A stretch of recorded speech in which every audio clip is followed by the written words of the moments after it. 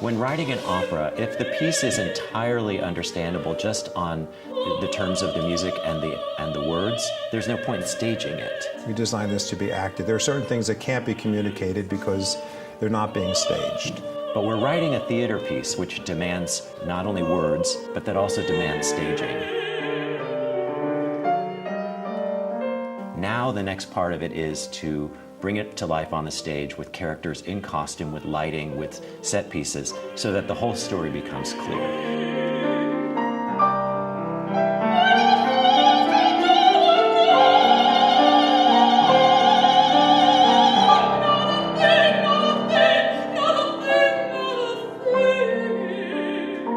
Jake asked me, he said, I've got this commission at Merola.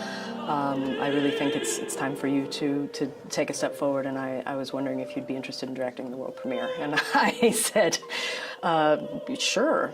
So Keturah, who's a wonderful director who we've worked with many, many times before, she's already been in conversation with us, and she's been listening to the score and reading the libretto and asking questions and coming up with ideas that already are very surprising to us. It's like that's a flash, it comes up here, we see this creature, and maybe the creature's like here, and then like looks up for a second, and then it comes out, and then she's out. This story lends itself to being able to, I mean, you can open 7 million doors and still tell this story. So I kind of had to distill down my ideas. I bought a book called The History of the Devil. What was interesting is that I started to see a pattern emerge of how we all talk about that side of our spiritual life.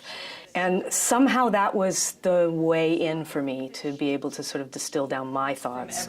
It's like basically what we're saying is every tradition got it right.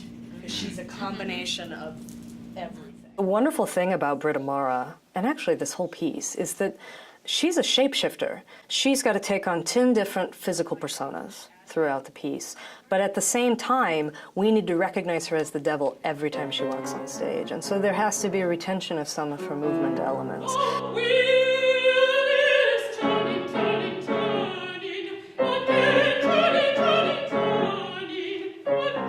What would be her look? What would be her kind of inside, color palette, textures, and we try to set it to this specific story because she's not just a devil, she's growing out of the tree. So she should have some features or at least textures of the tree creature as well. She's got a reptilian quality to her, but she's also got a sort of tree goddess quality to her.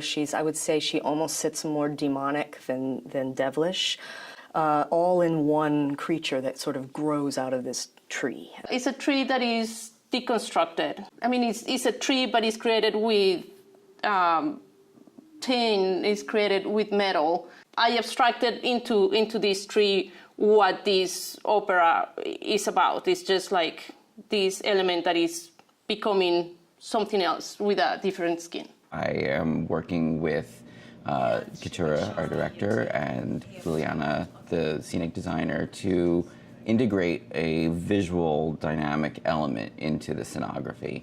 In our greatest hope, the set and projections work together in a way that you may not be able to tell which is which at times. Enhancing the storytelling by creating image and dynamic light, whether that be representational or abstract.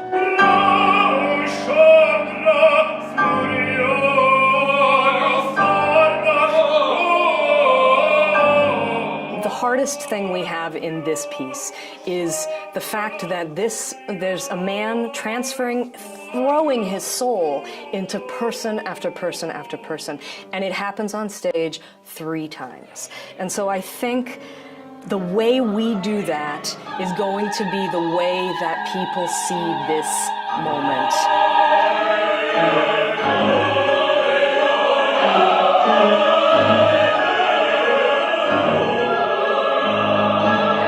It definitely is the moment where I think if we do it right, the audience will all get thrown back in their chairs.